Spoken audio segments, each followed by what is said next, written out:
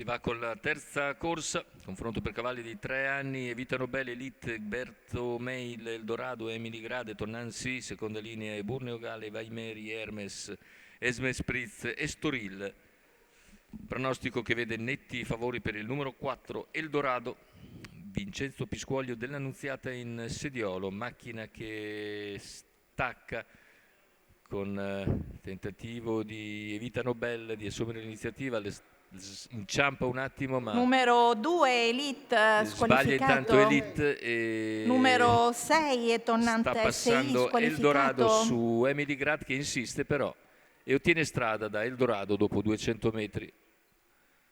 Sfila dunque Emily Grad, 14,9 il lancio, VP dell'Annunziata non ha voluto rischiare più di tanto e quindi ha lasciato sfilare l'avversario. Ora la segue in seconda posizione davanti a Evita Nobel, poi gli altri abbastanza sgranati dopo 400 metri completati in 32 dalla testa.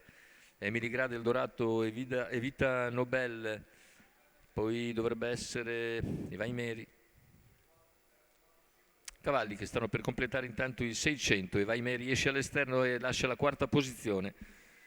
600 in 47,1, in vantaggio c'è Emily Grad. Numero Eldorado 11 Estoril anticipa squalificato. prontamente e Vaimeri, mentre lungo la corda guadagna una posizione Evita Nobel. Hermes è l'unico che segue i primi 4, quindi il quintetto dei superstiti, nettamente avanti agli avversari che seguono a un centinaio di metri. Ora il chilometro è Numero completato 3 in Berto Mail 1,17,6. squalificato. Si mantiene in vantaggio Emily Grad contro Eldorado a 500 Numero dalla 10 conclusione. Esme Spritz squalificato. Eldorado però intensifica i suoi sforzi al paletto di 400 metri finali, i due completamente appaiati all'ingresso sulla curva. Cerca di riprendere qualcosa di vantaggio Emily Grad, mezza lunghezza, intanto si avvicina anche Vaimeri.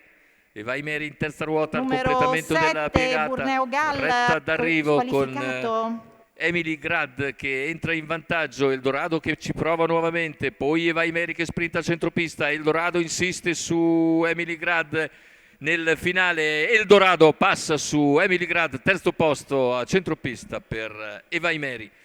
1,16 si è dovuto impegnare a fondo Eldorado per aver ragione di Emily Grad che aveva tentato di andarsene 29,6 400 metri finali, ma Eldorado nelle battute conclusive mette in campo qualche energia in più dell'avversaria e riesce a passare proprio pochi metri prima del palo. Rivediamo le battute finali, una incollatura di vantaggio al terzo, finisce bene ancora Vaimeri.